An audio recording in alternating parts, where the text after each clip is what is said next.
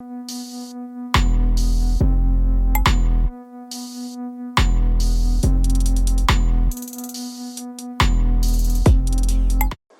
तक हमारा तृष्णा है ना, जो दुखों का कारण तृष्णा है, वैसे सारे प्राणी तृष्णाओं में भी बहे जा रहे। जैसे विशाल एक बांध आया है, नदी में बांध आया है, इतने विशाल नदी के बीचों बीच में बहे जा रहे।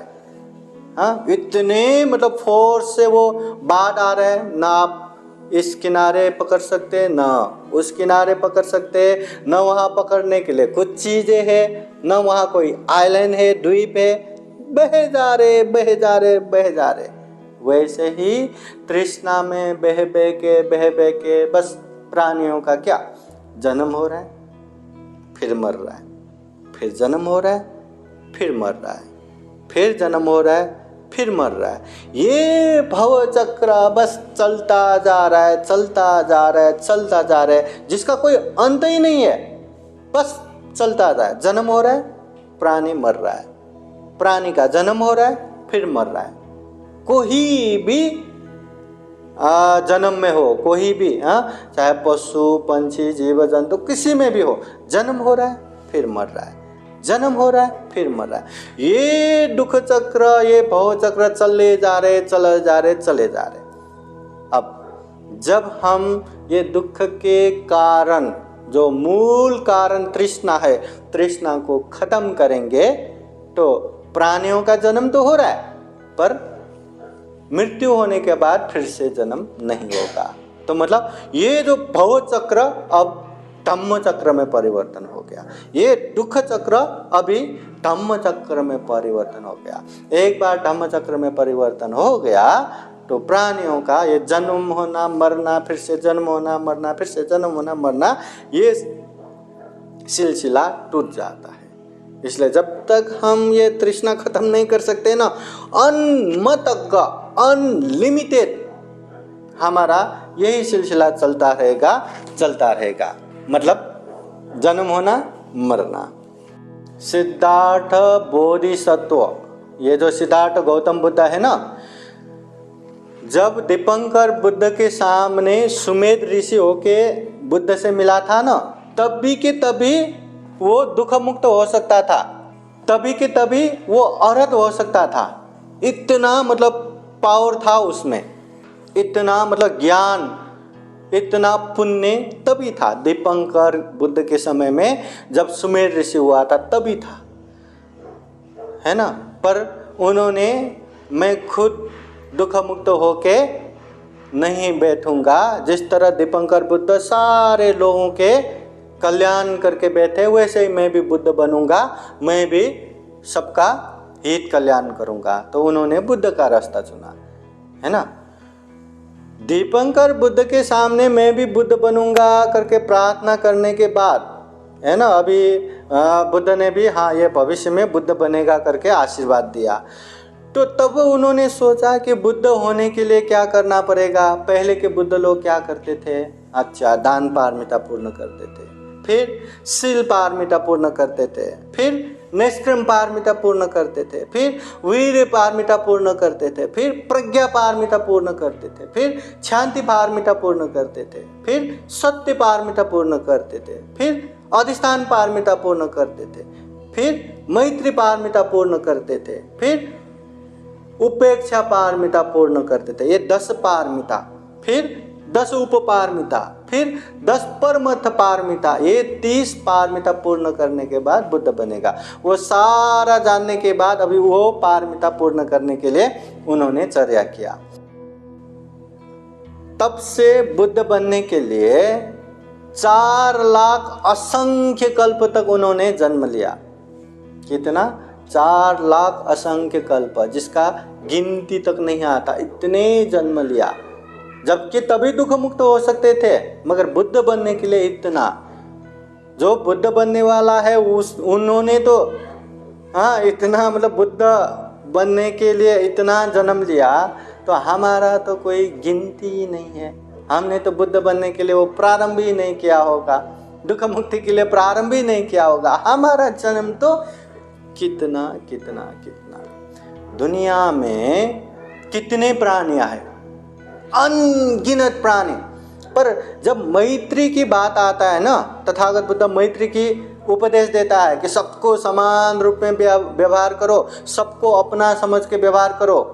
हाँ, अब शत्रु समझेंगे तो गुस्सा आएगा, उसको ये करूँगा वो करूँगा करके गुस्सा आएगा। पर अपना समझेंगे, ये मेरा बच्चा है, ये मेरा अपना है, तो हमेशा उसका अच्छा हो, मैं अच्छा करूँ, यही विचार आएगा।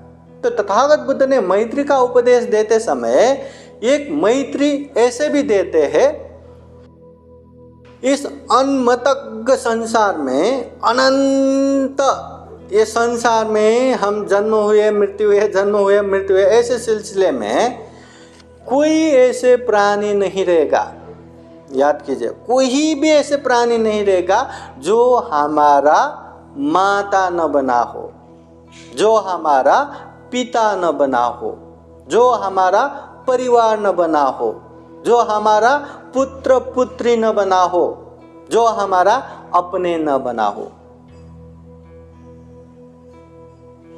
इसलिए हमेशा कोई मच्छर को भी मारने को तैयार हो गया ना, अरे किसी जन्म में ये मेरा माता पिता रहेगा। अब माता पिता को मार सकोगे? नहीं।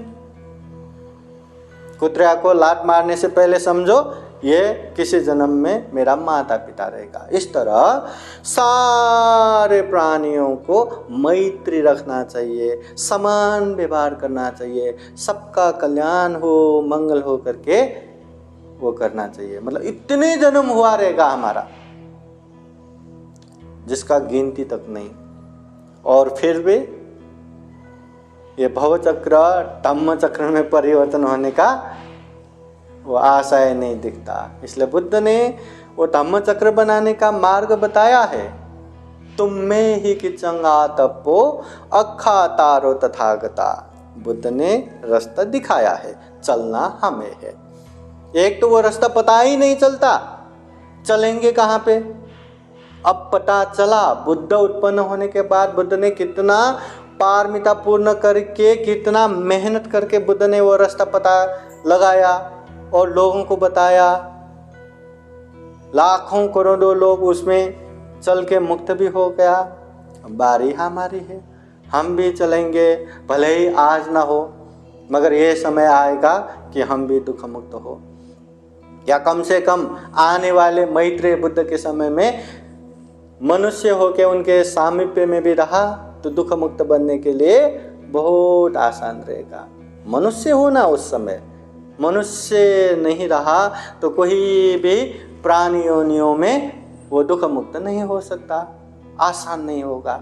मगर इंसानों को आसान है, अच्छे से सुन सकता है, सुने हुए चीज़ को अच्छा बुरा समझ सकता है, अच्छे पालन करना चाहिए, बुरे छोड़ना चाहिए, ये भी पता है, बस करने की ज़रूरी है। अब सामने सिखाने वाले अच्छा रहा या बुद्ध स्वयं रहा तो वो तो अच्छे से पालन करेगा ही ना। तो इसलिए हमें जितना हो सके उतना पुण्य करते जाना है, धम्म करते जाना है। हुआ तो अभी हम मार्गफल में प्रतिष्ठित होंगे, नहीं हुआ तो कम से कम वो मैत्रेय बुद्ध लोक में उत्पन्न होते समय हम मनुष्य होके उनके सामीप्य में रहे, ताकि उस समय हम दुख मुक्त हो सके। इसलिए बहुत पुण्य करना है, कुशल कर्म करना है, पाप से अलग होना है। साधु साधु साधु। बुद्धं नमामि, बुद्ध को नमन करता हूँ। धम्मं नमामि, धम्म को नमन करता हूँ। संघं नमामि, संघ को नमन करता हूँ।